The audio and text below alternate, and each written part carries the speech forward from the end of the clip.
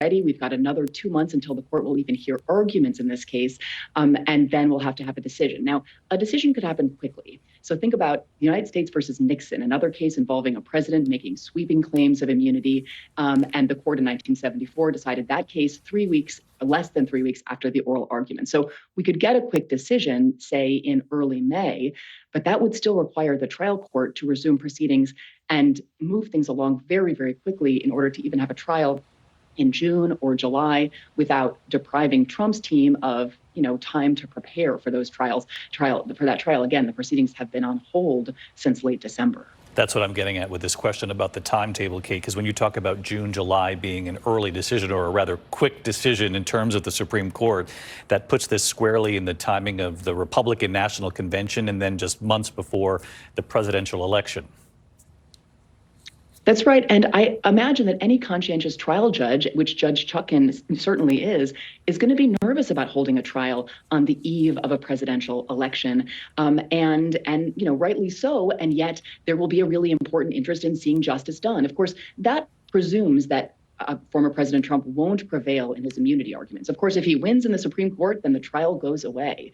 But if he loses in the Supreme Court, and I think he very likely will on the merits, because the D.C. Circuit's opinion was a very, very solid one. But again, it's not just a question of what the Supreme Court decides about these arguments, but how quickly it decides them. And if it's not very quickly, there may functionally be no time for a trial. There are related arguments about absolute immunity that former President Trump is also raising in the proceedings involving classified documents in Mar-a-Lago, a different set of arguments, but related ones having to do with whether the president can ever be criminally prosecuted for conduct taken while in office. And certainly whatever the court says here will have some bearing on that case as well.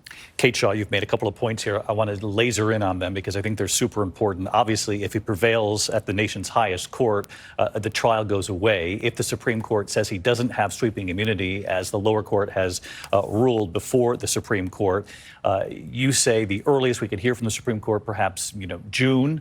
What's the likelihood that they could then get a trial before the presidential election?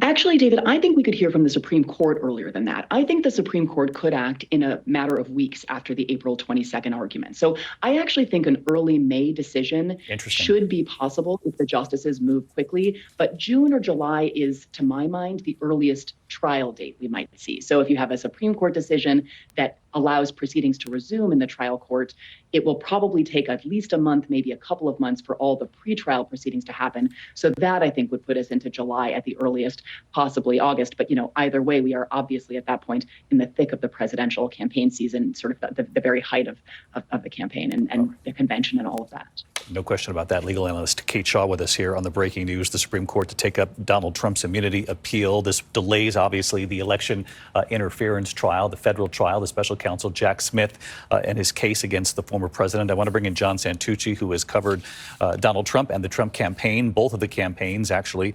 For many years, you've covered the former president. I gather they consider this a victory in the short term. At the very least, it delays any sort of federal trial here. Yeah, David, listen, the goal from day one has been delay, and God willing, when Team Trump make this all go away. Now, as Devin and Kate just laid out with you, it doesn't seem like they're going to get that part of the movie right now, but that has definitely been the goal from the beginning here. David, I can tell you, in speaking to sources close to former President Trump in just the last couple of minutes, his lawyers, I'm told, are reading through the order. The president is working on a statement. We'll bring that to you and our viewers as soon as we have it. But the reality is, David, and think about the summer of indictments we had all together. This was the case out of all the indictments Donald Trump faced that Team Trump, frankly, was not prepared for. They knew, obviously, what was coming in Manhattan. They knew Fulton County, Georgia, the probe down there. And obviously, because of the multiple visits by federal officials to Mar-a-Lago, they knew about the documents case. But the January 6th one was that Donald Trump, as I was told in real time, David, and I was talking to you then, he was the most caught off guard by, was the most surprised by. And this trial was the one they had to quickly build a legal team for. So now that it's been delayed, because remember, that trial was originally slated to begin, David, next week, right after Super Tuesday. So that was already a win that it wasn't happening then. Now it's the question of how far down the field can they move this ball? Can they get it as close to September as possible? And then hope, because it's close to an election, it goes away until perhaps Donald Trump wins another term in the White House, David. Which, as you know, is precisely the question I was asking Kate Shaw. John Santucci, thanks for that insight there. And of course, Kate Shaw, our legal analyst, you heard moments ago saying that she believes that the Supreme Court, first of all, she said it's not a surprise that the court has taken up this issue, that they want to weigh in on something of such national importance. But she also said the decision from the court could come quickly, in her words. She said perhaps sometime in May, the court could decide, which then allows a time frame for a potential federal trial. But as John Santucci points out, the Trump campaign will no doubt continue to try to push the ball down the field. And of course, that's only if the Supreme Court says he doesn't have immunity. If the former president prevails at the court, as you heard Kate say, the case goes away. We'll have much more with our team. I know many of you are in the middle of your local news in the East. We return you to your local news. And for those of you in the rest of the country, your local news is coming up, and then World News Tonight. I'll see you then. Good night. This has been a special report from ABC News.